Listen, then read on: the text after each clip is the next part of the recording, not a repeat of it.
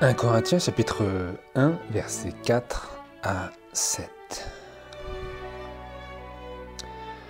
Je rends grâce continuellement à mon Dieu pour vous, à cause de la grâce que Dieu vous a donnée en Jésus-Christ, savoir de ce que vous avez été enrichis en lui de toute manière, en toute parole et en toute connaissance, selon que le témoignage de Christ a été confirmé en vous, de sorte qu'il ne vous manque aucun don, à vous qui attendez la manifestation de notre Seigneur Jésus-Christ. Bonjour à tous frères et sœurs et bon sabbat. Que le Seigneur bénisse cette méditation que nous avons aujourd'hui. Il s'agit de la 4e partie de cette série que j'ai intitulée « Le 3e Élie ». Et celle-ci s'intitule « L'esprit de prophétie, témoignage aux Laodicéens ». L'esprit de prophétie, témoignage aux Laodicéens.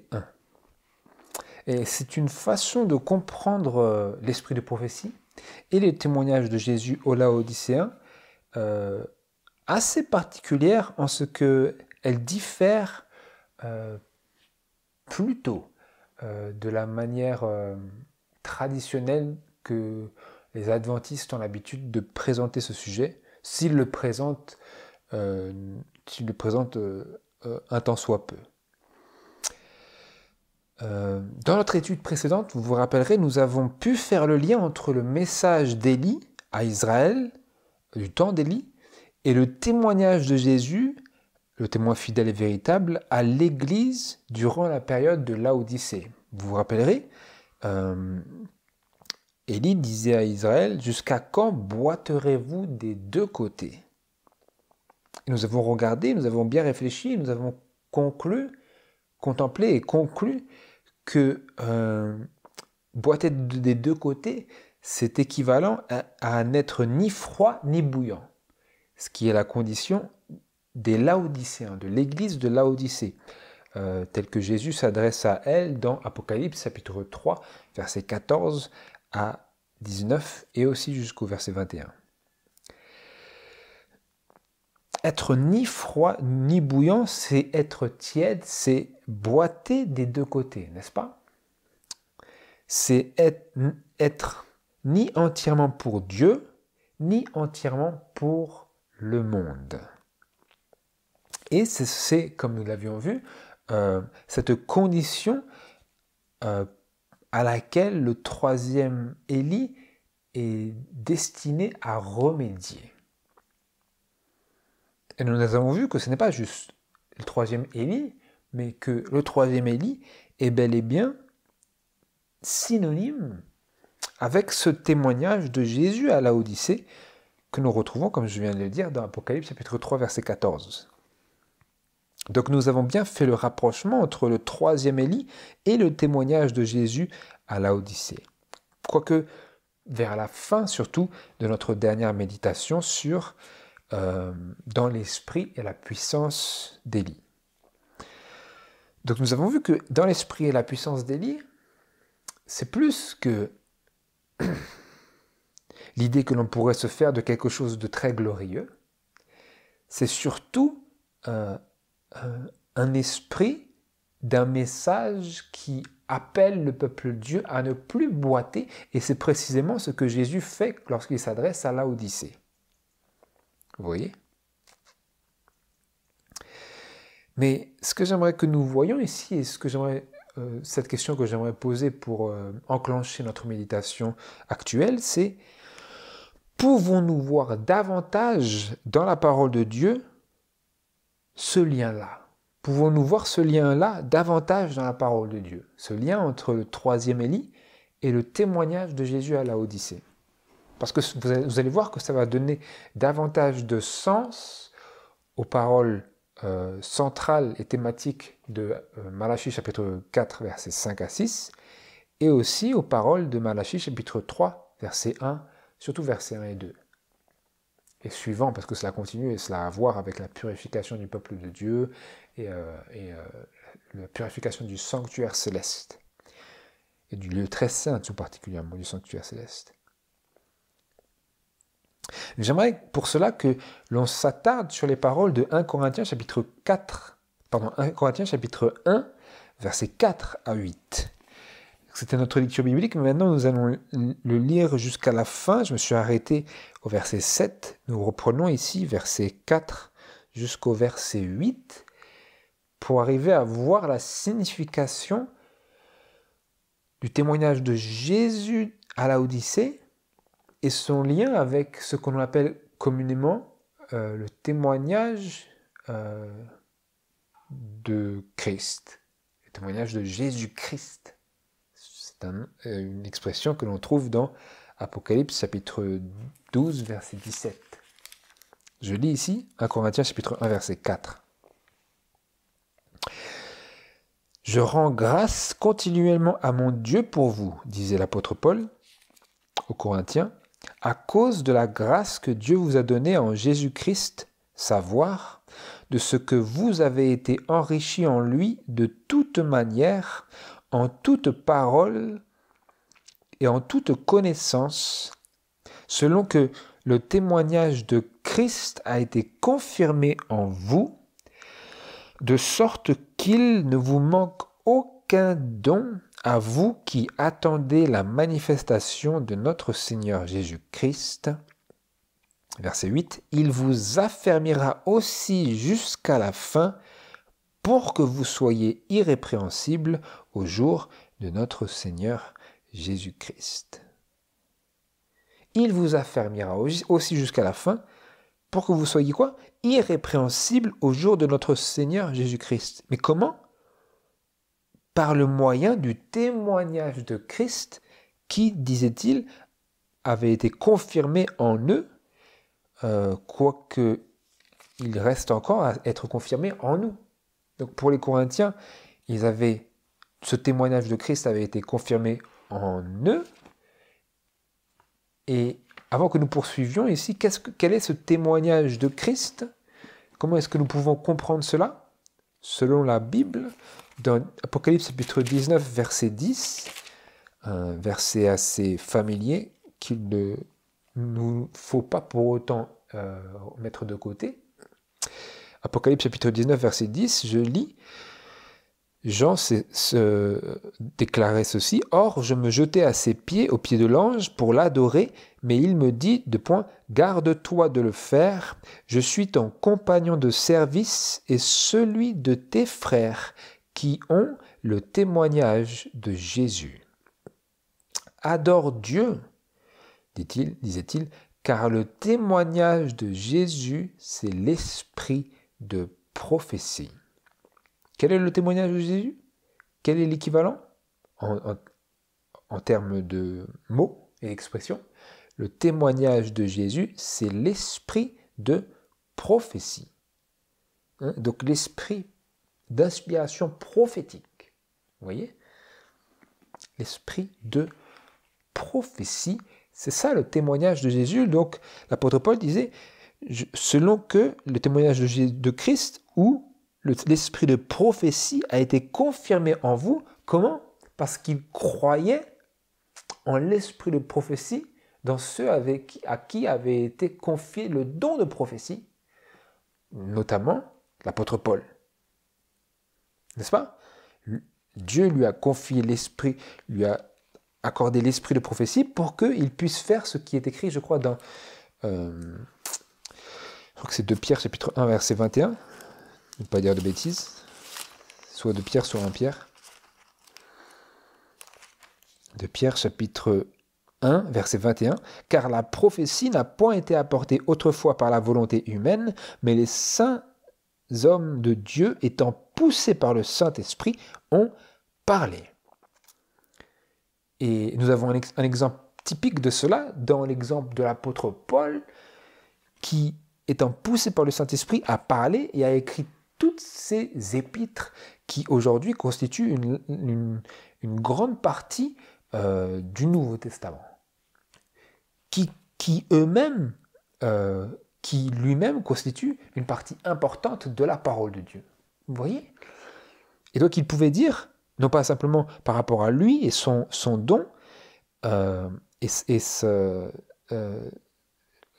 mission dont il a été chargé, mais de tous les autres écrivains de la parole de Dieu, notamment dans la Torah et tous les écrits que eux ils avaient déjà, et auxquels venaient s'ajouter les écrits de l'apôtre Paul, et de l'apôtre Jean, et de l'apôtre Pierre, et de l'apôtre Jacques. Vous voyez? Qui constituent pour nous la parole de Dieu, parce que ces hommes étant poussés par le Saint-Esprit ont parlé. Et donc il disait, selon que le témoignage de Christ ou l'esprit de prophétie a été confirmé en vous, de sorte qu'il ne vous manque aucun don à vous qui attendez la manifestation de notre Seigneur Jésus-Christ. Il vous affermira aussi jusqu'à la fin pour que vous soyez irrépréhensibles au jour de notre Seigneur Jésus-Christ. Et donc, si ces paroles étaient applicables aux Corinthiens, à combien plus forte raison sont-elles applicables à nous qui avons vu naître, encore une fois, en ces derniers temps, tout particulièrement en accomplissement de la prophétie de Malachie, l'esprit de prophétie. Donc sans plus tarder, ici, sans tergiverser, je devrais dire, j'aimerais lire cette déclaration suivante de Message choisi à la page 30 et au paragraphe 1, où Sir White disait le suivant. Message choisi, volume 1, page 30. Je lis. Et voici que maintenant, quand je vous adresse un témoignage d'avertissement et de censure, plusieurs affirment que Sir White n'a exprimé que sa propre opinion.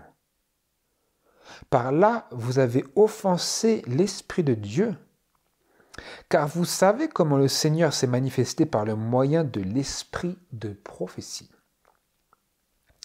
Le passé, le présent et l'avenir m'ont été dévoilés, des visages inconnus m'ont été montrés, que j'ai reconnus des années plus tard quand j'ai eu l'occasion de les voir. Il m'est arrivé d'être arraché à mon sommeil avec une vive sensation de sujet qui m'avait été présenté précédemment. Alors j'ai écrit, vers minuit, des lettres qui ont traversé le continent et sont arrivées à point à une heure de crise et ont évité de graves désastres à la cause de Dieu. Telle a été la nature de mon travail pendant bien des années. Un pouvoir supérieur m'a contrainte à reprendre et censurer des torts dont je n'avais aucune idée. Cette œuvre, poursuivie pendant 36 années, est-elle d'en haut ou d'en bas? C'est une bonne question ici. Sir White elle-même, sous inspiration, posait la question ici dans cette lettre, qui nous vient aussi à nous en écho, qui nous est aussi indirectement et directement adressée, cette œuvre, poursuivie pendant 36 années, à la date à laquelle elle écrivait ces lignes, est-elle d'en haut ou d'en bas? Donc, en d'autres termes, est-ce que c'est du diable ou est-ce que c'est de Dieu? Parce que si c'est du diable, alors il n'y a rien qui vaut quoi que ce soit dedans, mais si c'est de Dieu, alors il nous faut prendre en compte tout ce qui est dit. Vous comprenez? Et donc, c'est là que nous voyons la force des paroles de l'apôtre Paul, mais tout particulièrement applicable à nous en ces derniers jours, à qui et pour qui et en faveur de qui l'esprit de prophétie a été donné. Pourquoi? Pour nous confirmer dans le témoignage de Christ, de sorte qu'il ne nous manque aucun don à nous qui attendons la manifestation de notre Seigneur Jésus-Christ. Combien plus nous, aujourd'hui, en tant qu'adventistes du 7e jour, combien plus peut-il être dit de nous que nous attendons la manifestation du Seigneur Jésus-Christ. Nous qui portons le nom même d'adventistes, qui veut dire des personnes qui attendent l'avènement, à savoir le second avènement de Christ. Et verset 8, il vous affermira, Dieu, notre Seigneur lui-même, Jésus lui-même nous affermira aussi jusqu'à la fin pour que vous soyez irrépréhensibles au jour de notre Seigneur Jésus-Christ. Donc vous voyez, vous avez cette continuité de l'activité de l'esprit de prophétie qui n'est pas exclusivement applicable à ces derniers jours, mais qui a tout le long de la vie de l'Église de Dieu été actif, du temps des prophètes, du temps même des anciens patriarches, du temps des apôtres, bien entendu, et cela tout le long des années. Contrairement à ce que certains protestants affirment selon quoi le don de prophétie aurait pris fin après la vie des apôtres. En effet, la parole de Dieu ne nous parle d'aucune telle fin du don de l'esprit de prophétie, parce que Dieu lui-même, dans ces simples paroles de la parole de Dieu, dit « Il vous affermira aussi jusqu'à la fin », à savoir le témoignage de Christ. Dieu, par le témoignage de Christ, en confirmant le témoignage de Christ en vous, continuera cette activité pour vous affermir jusqu'à la fin, pour que vous soyez quoi? Irrépréhensibles au jour de notre Seigneur Jésus-Christ. Qui sont les seuls qui sont irrépréhensibles à ce jour-là? Ce ne sont autres que les 144 000 qui nous sont présentés dans l'Apocalypse chapitre 14. Vous voyez, donc tout cela est indissociable. Mais pour que nous parvenions à une telle condition d'irrépréhensibilité, si le mot existe, ou d'être irrépréhensible, ou comme c'est marqué dans Apocalypse chapitre 14, verset 5, n'ayant point de fraude dans notre bouche, étant sans tache devant le trône de Dieu, il nous faut être confirmés et avoir le témoignage de Christ étant confirmé en nous. C'est là que j'aimerais poursuivre notre lecture de l'esprit de prophétie à travers la déclaration suivante, qui se trouve dans Bible Commentary, volume 7 et page 966, paragraphe 8, où il est écrit, et je prends cela ici, je le tiens de notre école du sabbat de cette année 2022, deuxième semestre, section 2, leçon 5 et question 6. Oui, non, la question, c'est peut-être la question d'ailleurs, question 4. Donc, Bible Commentary, volume 7, 966, paragraphe 8, Sir White disait ceci: « Il y a de l'espoir pour nos églises si elles acceptent de tenir compte du message aux Laodicéens. » Ici, faites le lien ici avec moi. Sir White disait, si l'esprit de prophétie disait, il y a de l'espoir pour nos églises, donc elle parle bien ici des églises différentes, de toutes les assemblées de l'église adventiste du 7e jour. C'est pour ça qu'elle emploie le mot nos, NOS. Il y a de l'espoir pour nos églises, si quoi? Si elles acceptent de tenir compte du message aux Laodicéens.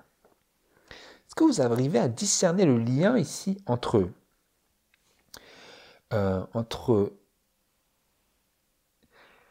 le témoignage de Jésus aux Laodicéens, tel qu'il est relaté dans Apocalypse chapitre 3, versets 14 à 21, et les messages portés par l'entremise de Sir White?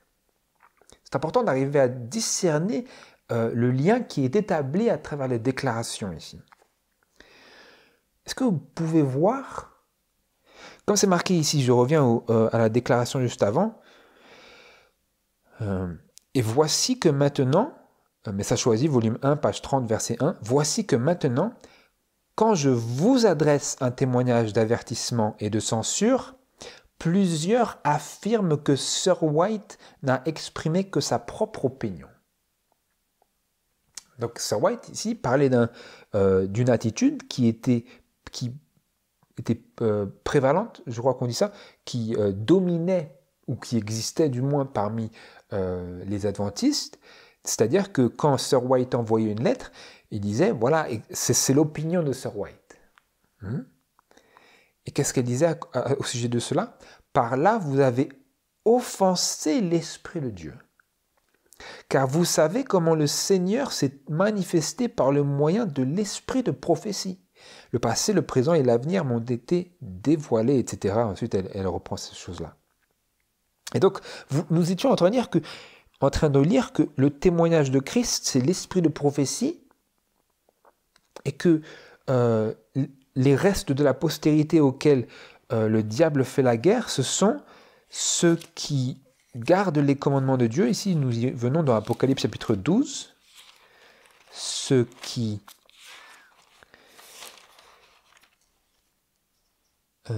le dragon s'irrita contre la femme et s'en alla faire la guerre au reste de sa postérité qui gardent le témoignage de Dieu et qui ont le témoignage de Jésus-Christ.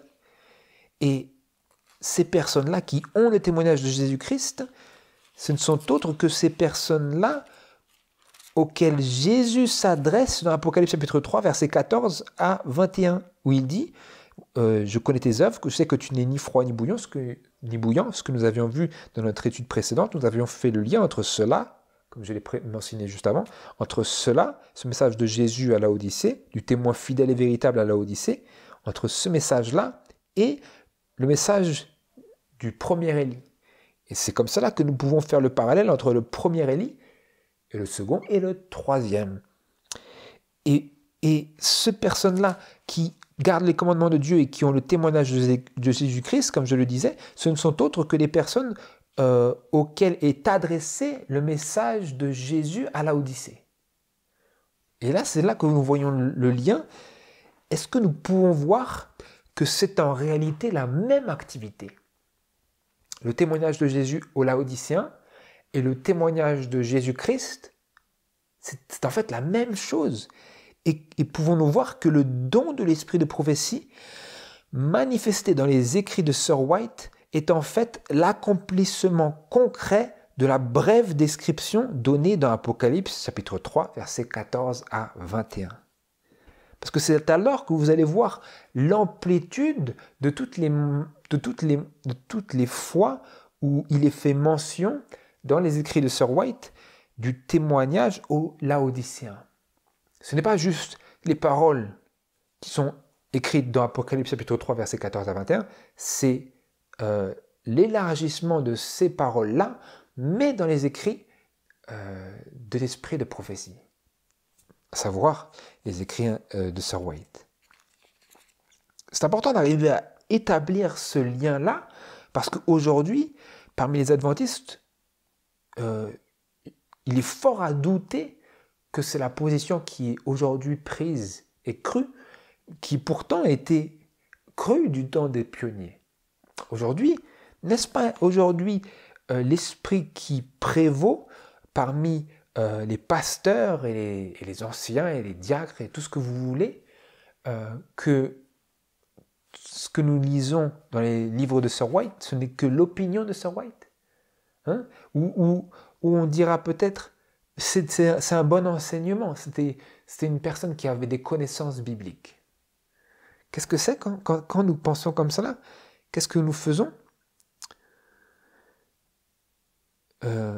Par là, vous avez offensé l'Esprit de Dieu, en disant juste « Ah, elle a des connaissances, ouais, elle nous éduque. » C'est pas ça, c'est le témoignage de Jésus aux Laodicéens. Vous voyez? Parce qu'en fait, quand nous sommes en train de dire, vous voyez, c'est facile parce que, comme nous allons le voir juste après, il s'agit de quelque chose plus souvent de tranchant. Ce sont des messages tranchants qui, lorsque nous ne sommes plus à dormir, nous réveillent ce qui est désagréable pour la chair et pour l'homme qui n'a pas pris l'habitude de marcher selon l'esprit et qui n'est pas décidé à marcher selon l'esprit. Et pour ce faire, à crucifier la chair et ses œuvres. Vous voyez ce que je veux dire? Et c'est pour cela que j'aimerais que nous lisions la déclaration suivante qui nous donne un élargissement inspiré du témoignage à Laodicée. Dans Testimonies for the Church, volume 4, page 88, où il est écrit ce qui suit.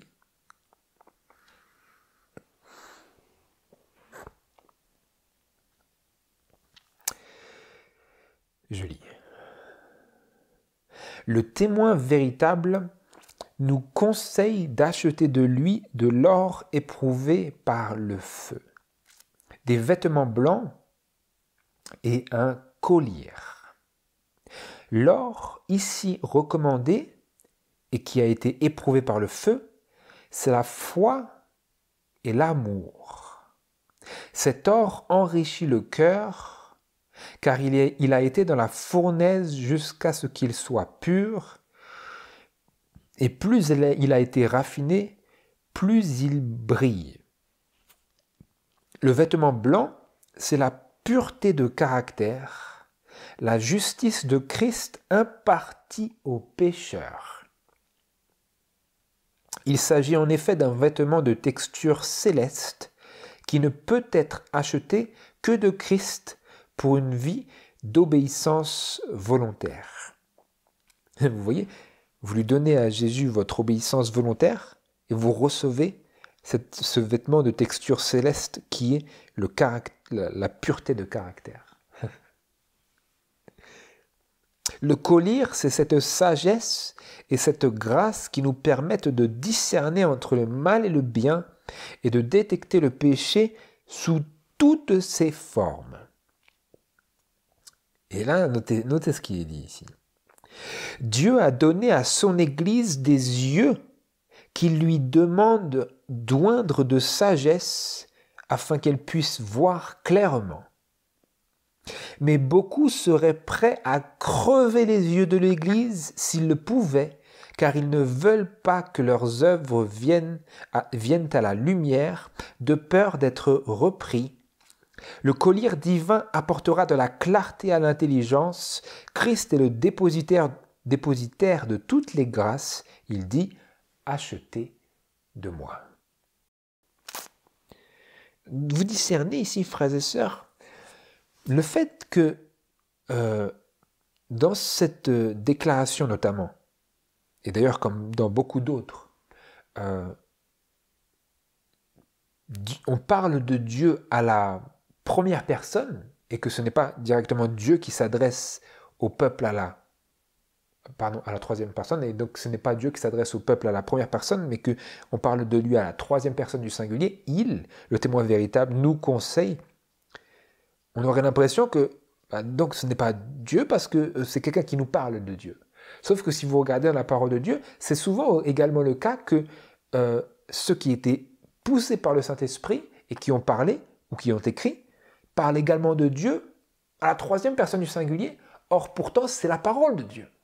Vous voyez?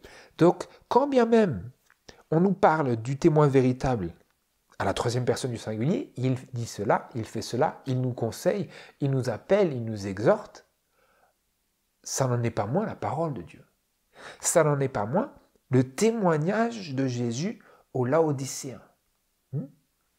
Parce que dans Apocalypse chapitre 3, verset 14, nous y revenons brièvement, il y a écrit ceci. Écrit aussi à l'ange de l'église de Laodicée, voici ce que dit l'Amen, le témoin fidèle et véritable, le principe de la création de Dieu. Je connais tes œuvres. Donc ici, c'est Dieu qui parle, c'est Jésus d'ailleurs, je devrais préciser, c'est Jésus lui-même qui parle à la première personne du singulier. Et donc on pourrait s'attendre que, voilà, le témoignage de Jésus aux Laodicéens, c'est à chaque fois que Jésus parle à la première personne du singulier. Je te dis cela, tu fais ceci, Or, ce n'est pas le cas. Vous comprenez?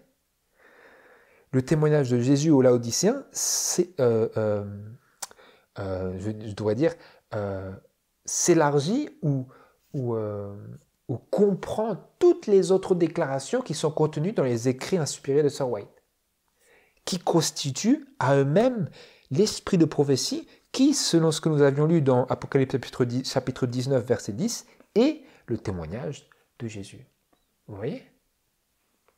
Parce que j'ai bien fait les liens ici. Fait les liens entre ce que la Bible dit à ce sujet-là, comment elle s'interprète elle-même, et comment Sir White, dans ses écrits, disait vous savez bien que l'esprit de prophétie, l'esprit de prophétie s'est manifesté pendant toutes ces années. Le passé, le présent et le futur m'ont été dévoilés. C'est ça qui était marqué. Hein. Le passé, le présent et l'avenir m'ont été dévoilés. Par là, car vous savez comment le Seigneur s'est manifesté par le moyen de l'esprit de prophétie.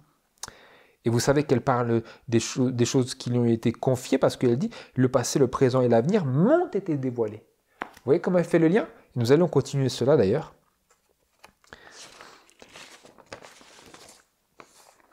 Nous allons continuer cela dans la déclaration qui suit, que l'on peut trouver dans Faith and Works à la page 83 et au paragraphe 1. Je vais la trouver ici dans l'école du sabbat.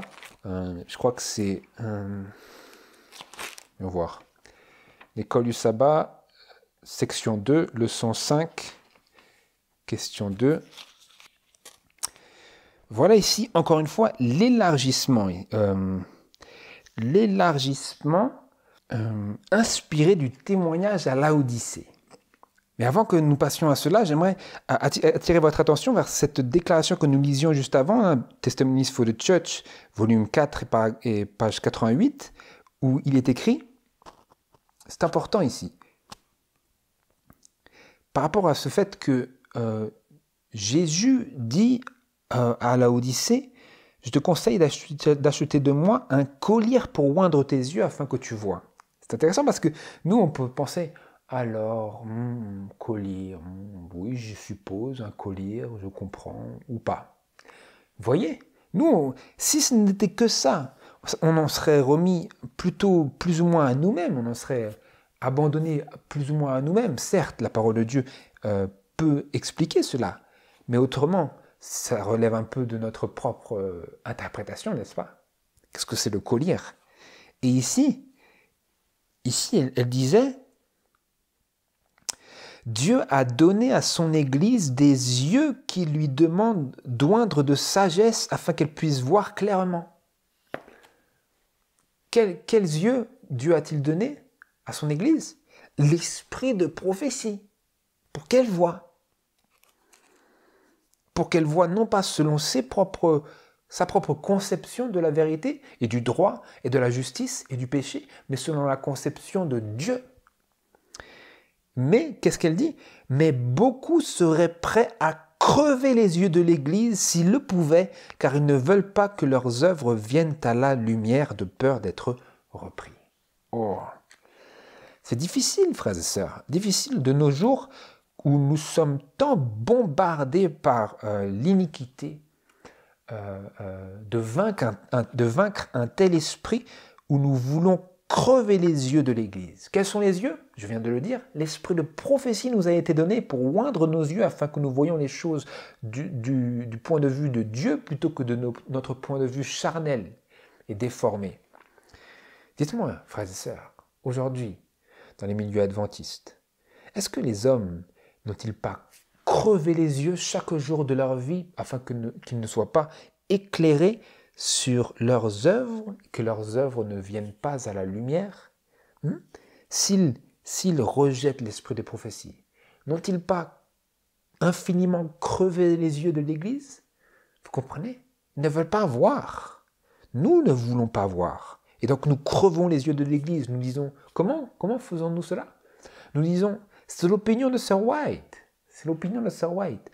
Ou plus d'une manière plus édulcorée, qui semble plus douce à notre conscience, nous disons, oh, elle enseigne des bonnes choses. Vous vous rappellerez de Nicodème, il disait, venez avec moi brièvement, dans, je crois que c'est Jean chapitre 3. Jean chapitre 3. Nous pouvons tous faire cela, frères et sœurs. Examinez. Jean chapitre 3, Nicodème venait à Jésus. Jean chapitre 3, verset 2. Cet homme, or il y avait un homme d'entre les pharisiens nommé Nicodème, l'un des principaux juifs. Cet homme vint de nuit trouver Jésus et lui dit, Maître, nous savons que tu es un docteur venu de la part de Dieu, etc. car personne ne peut faire ces miracles que tu fais si Dieu n'est avec lui. Qu'est-ce qu'il disait? Nous savons que tu es un docteur, tu enseignes des bonnes choses, certainement Dieu est avec toi. Qu'est-ce que Jésus lui a dit? Est-ce que Jésus lui a dit « Ah merci, c'est gentil.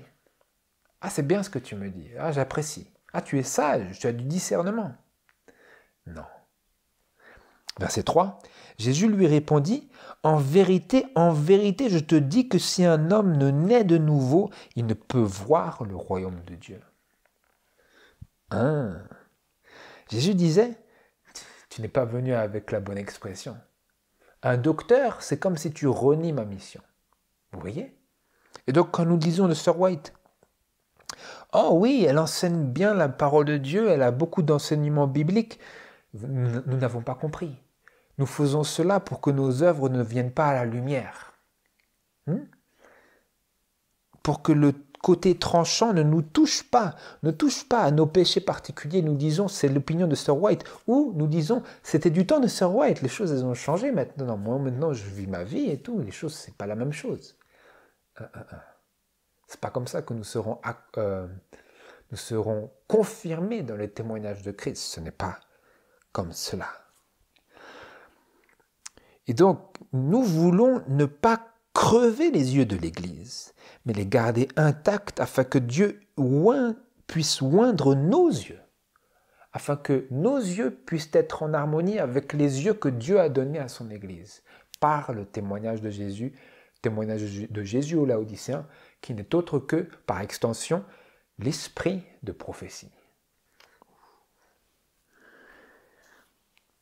Et toute personne qui relate ces leçons et ces exhortations et ces avertissements communiquent également le témoignage de Jésus aux Laodicéens. Simplement, nous voulons voir ici clairement le lien établi entre l'expression « esprit de prophétie » et tout ce que cela implique, et celle qui est l'expression « témoignage de Jésus aux Laodicéens » et tout ce que cela implique par rapport aux paroles de Apocalypse chapitre 3, versets 14 à 21. Maintenant, j'aimerais lire donc ce que je voulais lire dans Faith and Works, à la page 83. Page 83 est paragraphe 1. L'élargissement, nous sommes encore dans l'élargissement de l'élargissement inspiré de ce témoignage à Laodicée. On ne se borne pas simplement à lire ce passage, on veut approfondir pour vraiment laisser Jésus nous conseiller et nous rendre ce témoignage. Plutôt que de dire « Ah, c'est bien, je crois avoir compris » et de vouloir être abandonné à nos propres interprétations. Je lis. Le témoin véritable dit à une église froide, sans vie et sans Christ: je connais tes œuvres, je sais que tu n'es ni froid ni bouillant. Oh, si tu étais froid ou bouillant! Ainsi, parce que tu es tiède, ni froid ni bouillant, je te vomirai de ma bouche. Remarquez les paroles suivantes, car tu dis: je suis riche, je me suis enrichi, et je n'ai besoin de rien, et tu ne connais pas que tu es malheureux et misérable, et pauvre et aveugle et nu. Voici un peuple qui tire sa gloire de sa connaissance spirituelle et des avantages qu'il possède. Mais ils n'ont pas répondu aux bénédictions imméritées dont Dieu les a comblés. Ils ont été rebelles, ingrats, et ils ont oublié Dieu qui a pourtant été pour eux ce qu'un père aimant et clément est pour un fils ingrat et pervers. Ils ont résisté à sa grâce, ils ont abusé de leurs privilèges, ils ont laissé passer les occasions favorables, ils se sont laissés sombrer dans le contentement d'eux-mêmes, dans une ingratitude lamentable, dans un formalisme vide et dans l'hypocrisie.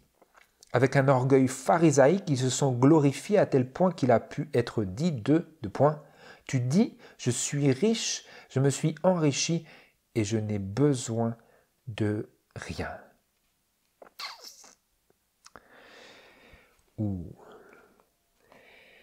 Et donc, quel est l'objectif de Dieu dans tout cela?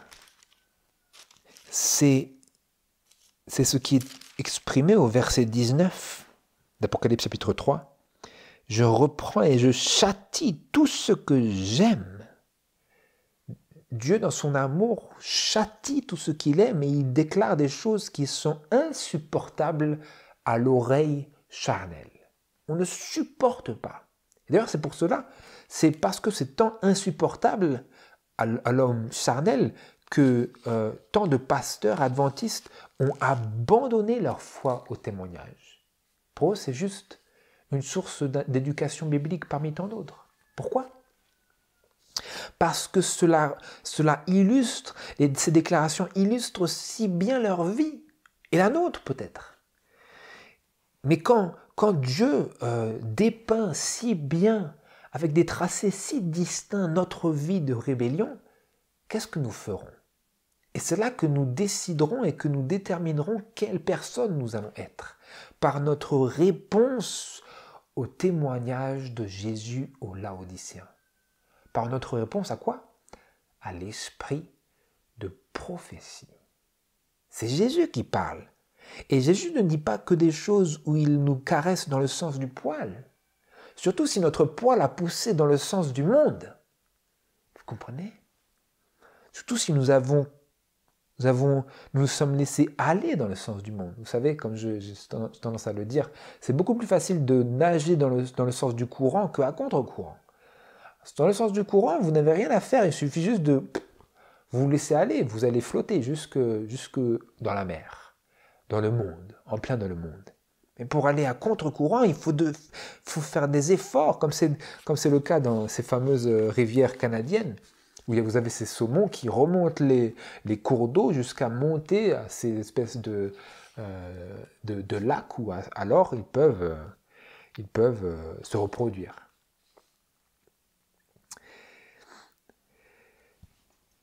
Et j'aimerais également lire la déclaration suivante qui se trouve dans Testimonies for the Church, à la page 408 et paragraphe 2. L'avertissement de Christ à ceux qui sont indifférents en ce temps est, ainsi, parce que tu es tiède, ni froid, ni bouillant, je te vomirai de ma bouche. Apocalypse chapitre 3, verset 16. C'est son l'avertissement de Christ à ceux qui sont indifférents. Vous vous rappellerez, cela revient directement à ce fameux message d'Élie, lorsque Élie leur dit « Jusqu'à quand boiterez-vous des deux côtés ?» et personne ne lui répondit un mot. Donc personne ne voulait prendre de position. Donc autrement dit, ils étaient indifférents. Ils avaient cru, dans le sens de croître, ils avaient cru jusqu'à devenir indifférents. Et qu'est-ce que cela veut dire? Pardon. Et qu'est-ce que cela veut dire, cette image de vomir de sa bouche? Quand il dit « je te vomirai de ma bouche », l'image de vomir de sa bouche signifie qu'il ne peut offrir vos prières ou vos expressions d'amour à Dieu. Il ne peut en aucun cas approuver votre enseignement de sa parole ou votre travail spirituel. Il ne peut présenter à Dieu vos exercices religieux en demandant que la grâce vous soit accordée. Donc ça veut dire que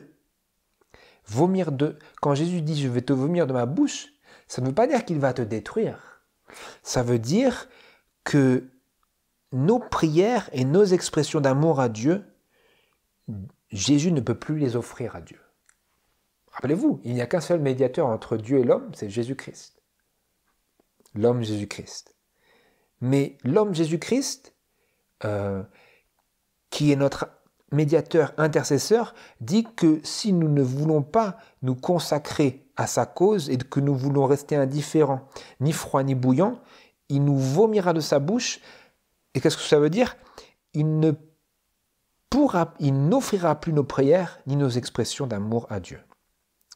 Il ne peut en aucun cas approuver votre enseignement de sa parole ou votre travail spirituel. Quand et pourquoi et dans quelles circonstances? si nous restons tièdes, indifférents à son appel à la repentance.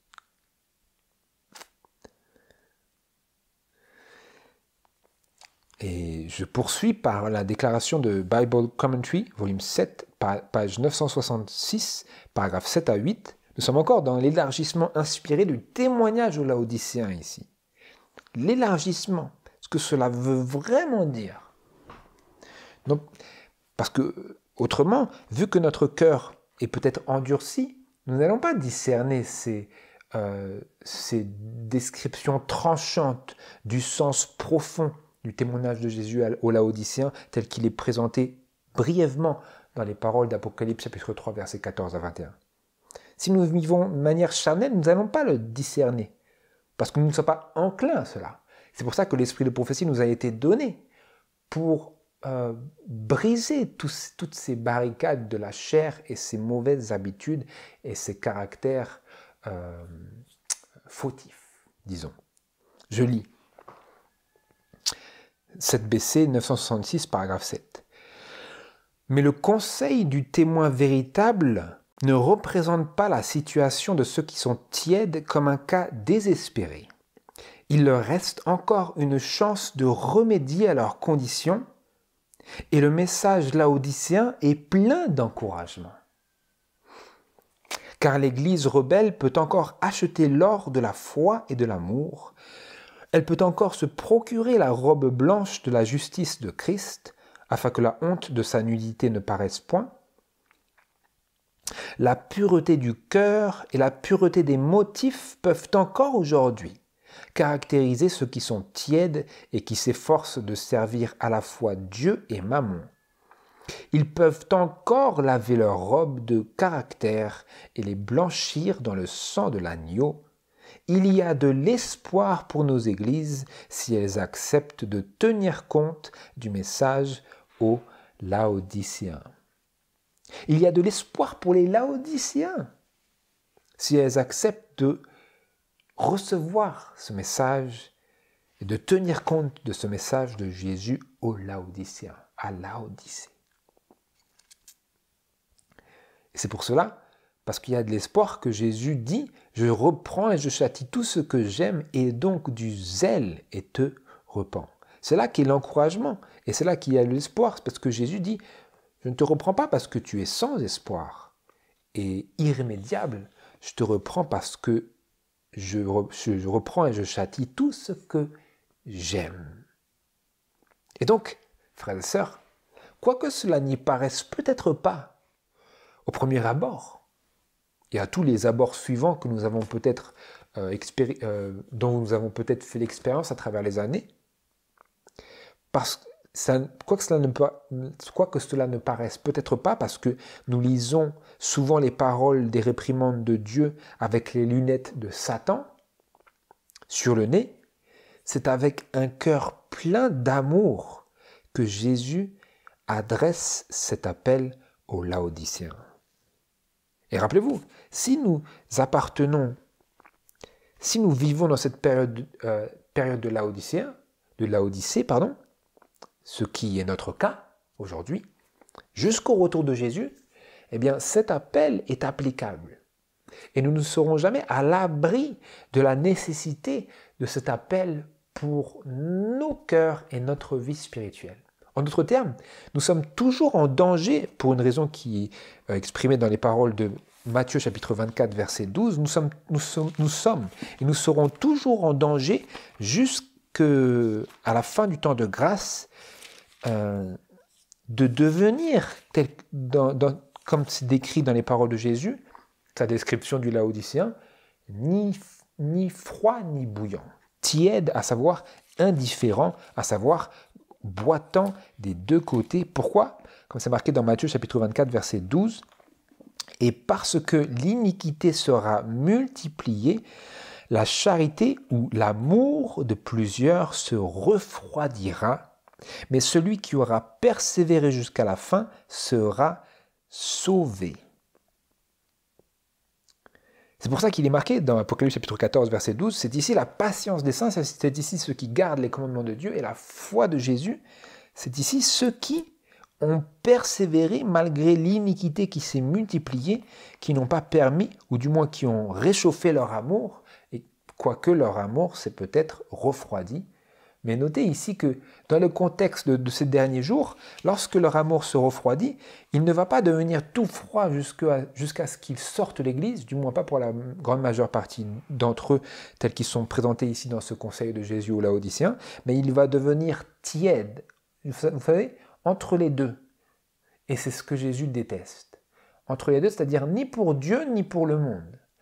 Pourquoi est-ce que Dieu préférerait qu'ils soient pour le monde? Parce que alors Dieu pourrait les convertir. Mais si nous sommes tièdes, alors nous sommes bloqués dans un formalisme d'indifférence qui nous prépare pour être vomis de la bouche de Jésus, tel que nous l'avons lu juste avant.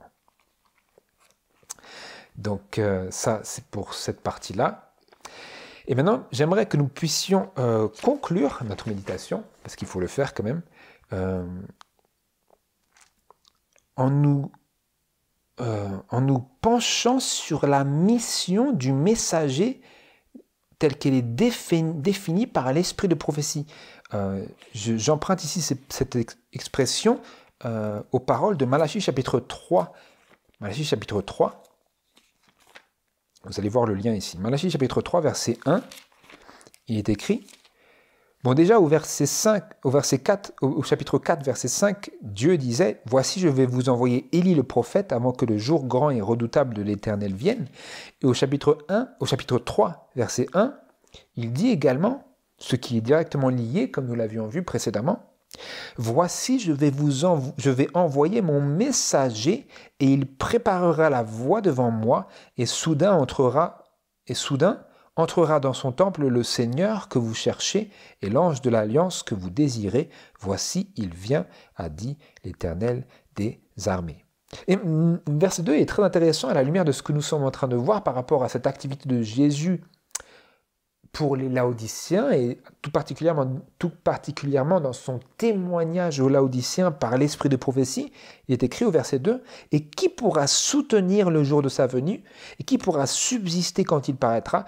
car il sera comme le feu du fondeur, et comme la potasse des foulons, il sera assis, fondant et purifiant l'argent, etc. » Comment est-ce qu'il va purifier l'argent? D'ailleurs, qu'est-ce que ça veut dire quand il purifie l'argent? Il purifiera les fils de Lévi et les affinera comme on affine l'or et l'argent. Ils seront à l'Éternel et ils présenteront des offrandes dans la justice. Comment est-ce que cela se produit concrètement? C'est-à-dire que Dieu présente au peuple de Laodicée ses erreurs, ses errances et ses rébellions, et ainsi il les fond. Il les fond et il les purifie. Vous voyez? Qui pourra soutenir le jour de sa venue? Beaucoup ne peuvent pas soutenir, dans le sens où ils ne peuvent pas supporter ce jour-là de la venue de Jésus dans le lieu très saint, pendant laquelle période il opère à travers l'esprit de prophétie dans son peuple, dans ceux qui croient en ce don de prophétie. Et beaucoup ne peuvent pas soutenir, ils ne peuvent pas supporter, ils disent, c'est l'opinion de Sir White, non mais c'est une bonne enseignante, elle connaît beaucoup de choses bibliques. Ou nous dirons, même nous, aujourd'hui, en tant que réformateurs, nous disons, oh c'est vraiment, elle dit beaucoup de bonnes choses, je devrais le partager à cette personne-là, je devrais en parler à cette personne-là. L'esprit de prophétie, il dit que quand nous lisons les témoignages, Jésus veut dire moi. Jésus veut parler à moi tout d'abord, et par extension, si moi je suis prêt à vivre en harmonie avec cela, alors moi je peux parler de ces choses-là, mais seulement dans la mesure où moi j'ai décidé de me consacrer au service de Dieu et de me conformer moi aux conseils, aux exhortations et aux corrections insupportables de l'esprit de prophétie. Insupportable, pourquoi? Pour la chair, parce que la chair ne supporte pas d'être contredite et d'être appelée à mourir. La chair est en mode survie, elle dit non, moi je ne fais pas toutes ces choses-là. Et donc c'est là qu'il nous faut crucifier la chair, crucifier l'homme, le vieil homme avec ses convoitises et nous revêtir du nouvel homme, c'est-à-dire être né de nouveau.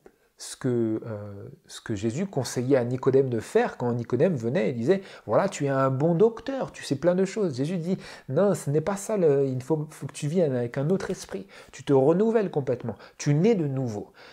Et que je dise, quand l'esprit de prophétie vient à moi, « Voilà, Seigneur, tu me parles à moi. » Plutôt que de dire « Ah, tu es un bon docteur. » Ah, c'est bien, l'esprit de prophétie, c'est rempli de choses vraiment éducatives. Non, non, Dieu ne veut pas juste nous éduquer. Dieu veut nous transformer. Dieu veut que nous soyons consacrés. Dieu veut nous perfectionner. Dieu veut nous purifier pour que nous puissions subsister quand il paraîtra physiquement.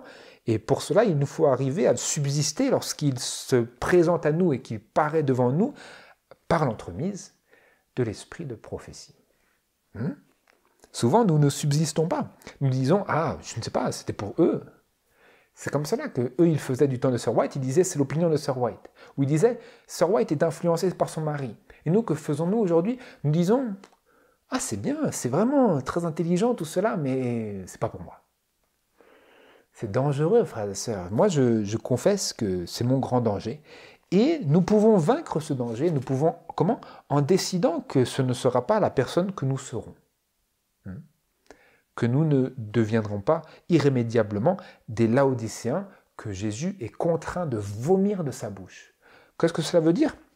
Il ne peut plus offrir nos exercices religieux en demandant qu'ils soient approuvés de Dieu.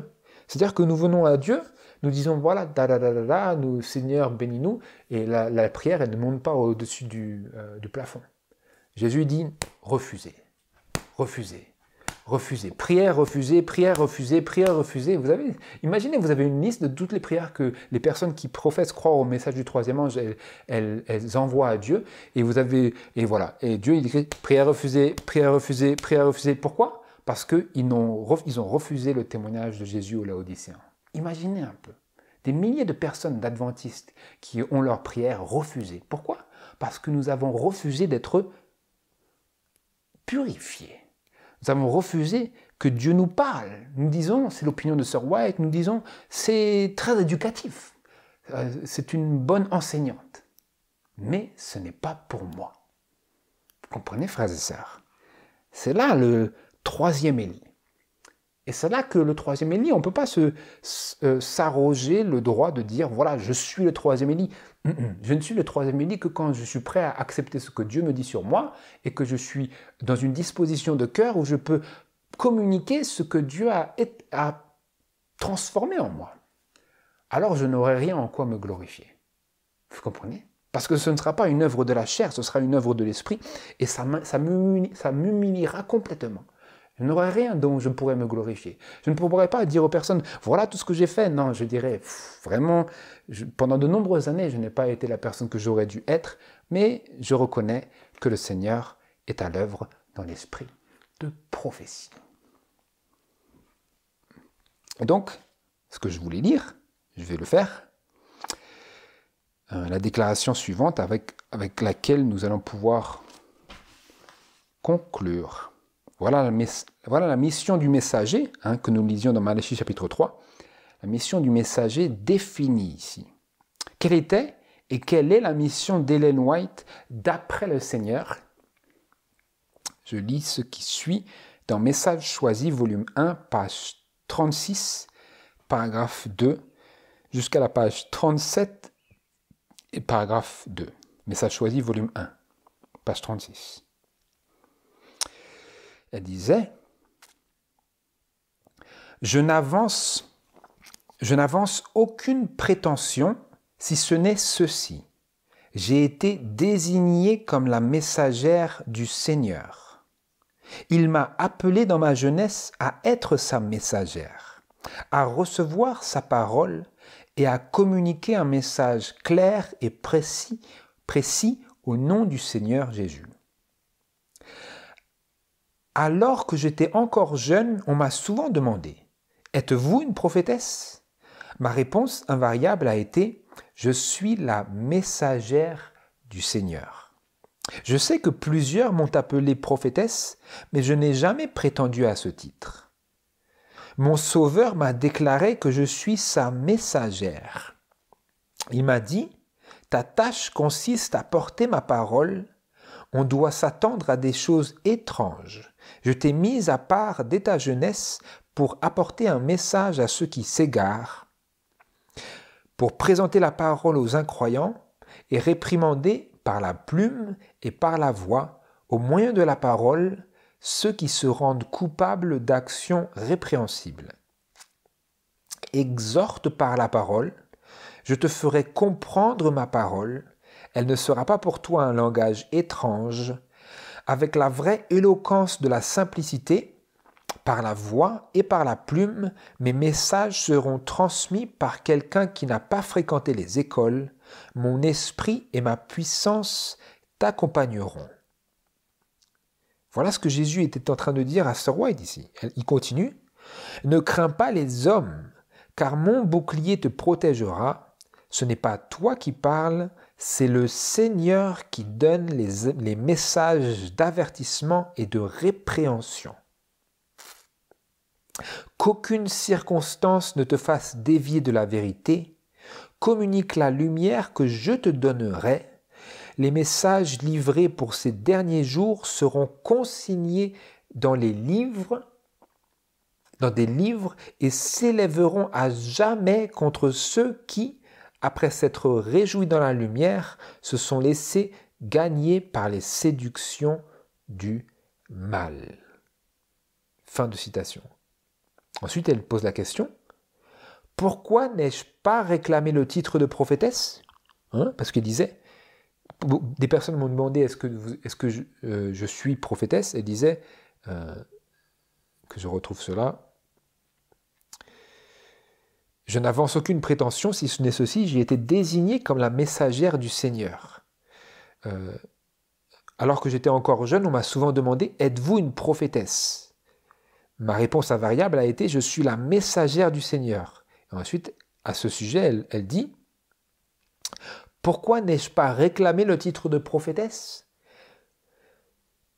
Parce qu'aujourd'hui, plusieurs de ceux qui se donnent pour prophètes jettent l'opprobre sur la cause de Christ, et aussi parce que mon œuvre couvre davantage que ce que le mot prophète signifie. Donc pourquoi est-ce qu'elle ne s'est pas réclamée du titre de prophétesse ? Parce que son œuvre couvre davantage, c'est-à-dire plus, que ce que le mot prophète signifie. À savoir, Sir White, elle n'est pas juste prophétesse, elle est la messagère du Seigneur.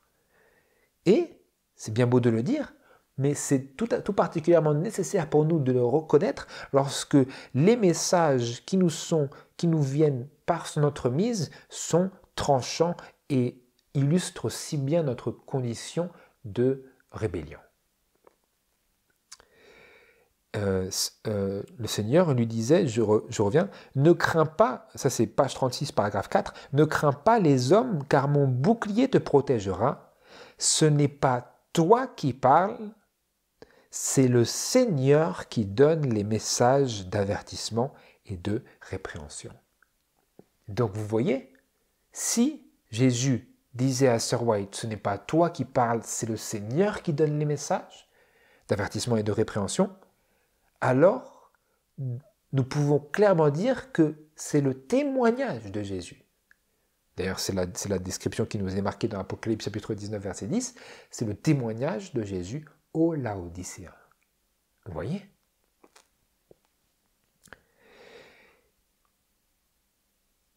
Et donc, je termine par le paragraphe 2, page 37. « Lorsque cette œuvre me fut confiée pour la première fois, disait-elle, je suppliais le Seigneur de placer ce fardeau sur quelque autre personne. L'œuvre me paraissait si étendue et si profonde que je craignais de ne pouvoir l'accomplir, mais l'Esprit du Seigneur m'a rendu capable de m'acquitter de la tâche qui m'a été confiée. » Vous voyez ici la mission de la messagère du Seigneur définie ici par le Seigneur même et par l'inspiration. Parce qu'au début, c'était Jésus qui parlait à la première personne, et ensuite, bien entendu, c'est l'esprit de prophétie, qui est toujours le témoignage de Jésus. C'est juste à la troisième personne du singulier. Et dans la déclaration suivante, elle continuait pour définir davantage sa mission. Page 37, paragraphe 3, où elle dit « Dieu m'a montré clairement les diverses manières dont il voulait m'employer en vue d'une œuvre particulière. » Elle cite « Si tu délivres les messages avec fidélité, en persévérant jusqu'à la fin, tu mangeras du fruit de l'arbre de vie, tu boiras de l'eau du fleuve de vie. Telle est la promesse qui m'a été faite dans des visions. Le Seigneur m'a donné beaucoup de lumière au sujet de la réforme sanitaire. Je devais accompagner mon mari en qualité de missionnaire chargé du travail médical. Je devais donner un exemple à l'Église en soignant des malades chez moi. C'est ce que j'ai fait, administrant de vigoureux traitements à des femmes et à des enfants. En qualité de messagère officielle du Seigneur, je devais parler sur le sujet de la tempérance chrétienne. J'ai mis tout mon cœur à cette œuvre, m'adressant à de vastes assemblées, exposant la tempérance dans le sens le plus large. Il m'a été dit que je dois constamment insister auprès de ceux qui font profession de croire à la vérité sur la nécessité de la pratiquer. Ceci implique la sanctification qui exige que l'on cultive et développe tous les talents en vue du service du Seigneur. Voilà la mission de la messagère définie ici, sans l'ombre d'un doute, bien délimitée par l'inspiration. Et j'aimerais conclure notre méditation sur le 3e Élie, 4e partie, l'esprit de prophétie, témoignage de Jésus aux Laodicéens, par cette déclaration de Message choisi, volume 1, page 31 et paragraphe 1 et 2. Quelle est la voix que vous reconnaîtrez comme la voix de Dieu? Quels moyens restent à la disposition du Seigneur pour corriger vos erreurs et vous faire comprendre ce qu'il pense de votre conduite? Quelle puissance peut encore agir dans l'Église?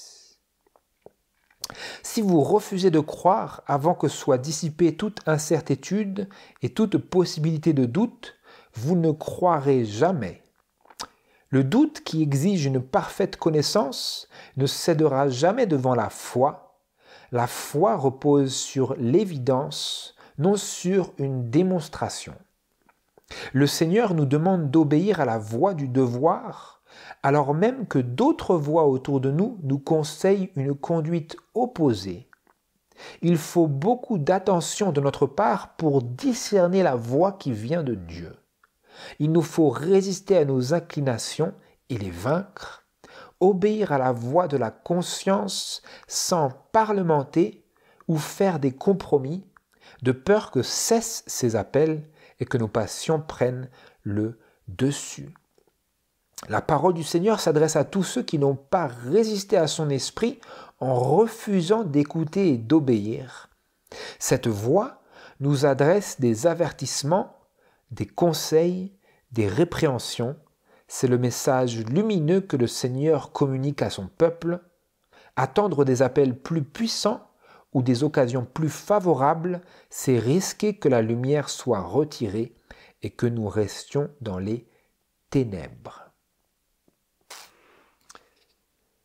Vous voyez ici comme c'est sérieux et comme c'est important pour nous de reconnaître la voix de Dieu dans l'esprit de prophétie, comme c'était la question. Quelle est la voix que vous reconnaîtrez comme celle de Dieu? Autrement dit, est-ce que vous accepterez de reconnaître la voix de Dieu dans les écrits de l'esprit de prophétie comme s'adressant directement à vous, à moi, à nous? Ou est-ce que vous crèverez les yeux de l'Église? Quels moyens restent à la disposition du Seigneur pour corriger vos erreurs et pour vous faire comprendre ce qu'il pense de votre conduite? Autrement dit, si nous rejetons l'activité du Saint-Esprit dans notre vie dans la mesure où Dieu cherche à révéler nos erreurs et à nous faire comprendre ce qu'il pense de notre conduite, cette question implique et laisse à supposer qu'il n'a plus d'autre moyen. C'est-à-dire que nous nous dérobons au Seigneur le moyen qu'il a choisi pour nous amener à la perfection, nous amener à la victoire de ce reste victorieux de ces 144 000. Quelle puissance peut encore agir dans l'Église si nous refusons de reconnaître la puissance qui s'adresse à nous et qui souhaite avoir un impact sur nous dans l'esprit de prophétie. Discerner.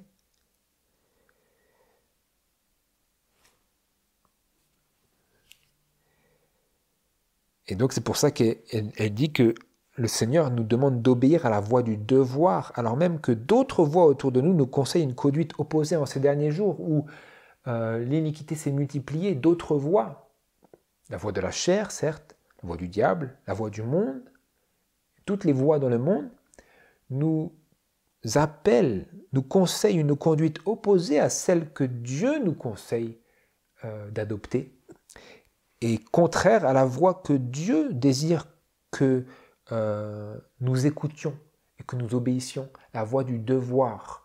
L'esprit de prophétie sans cesse fortifie et éduque notre voix du devoir, éduque notre conscience et nous appelle à écouter et obéir à la voix du devoir, de ce qui est juste, de ce qui est bon, de ce qui est droit. Il nous faut résister à nos inclinations et les vaincre, obéir à la voix de la conscience sans parlementer ou faire des compromis, de peur que cessent ces appels et que nos passions prennent le dessus. La parole du Seigneur s'adresse à tous ceux qui n'ont pas résisté à son esprit en refusant d'écouter et d'obéir. Cette voix nous adresse des avertissements, des conseils, des répréhensions. C'est le message lumineux que le Seigneur communique à son peuple. Comment ?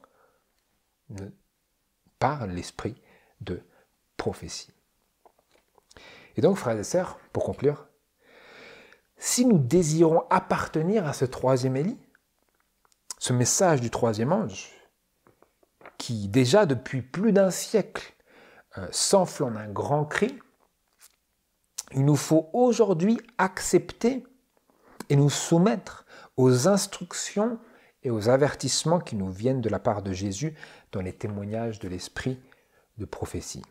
Et alors, ce témoignage de Christ, s'il est bel et bien confirmé en nous, en ce que nous acceptons d'y voir et d'y entendre la voix de Dieu qui nous parle, ce témoignage de Christ nous préparera jusqu'à la fin, comme c'était marqué, nous affermira jusqu'à la fin, comme c'est marqué, je le relis, selon que le témoignage de Christ a été confirmé en vous, de sorte qu'il ne vous manque aucun don à vous qui attendez la manifestation de notre Seigneur Jésus-Christ. Il vous affermira aussi jusqu'à la fin pour que vous soyez irrépréhensibles au jour de notre Seigneur Jésus-Christ.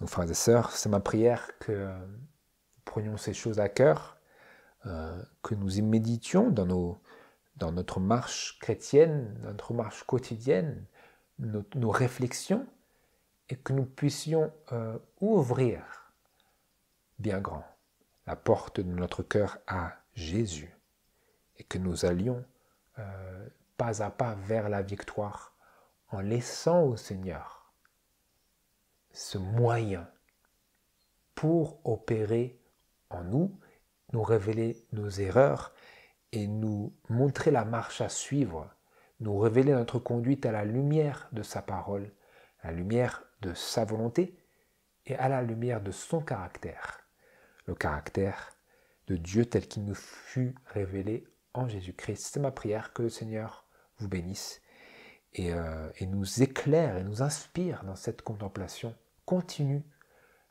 de l'esprit, de prophétie et de son rôle dans notre préparation pour le ciel. Que le Seigneur vous bénisse au nom de Jésus. Amen.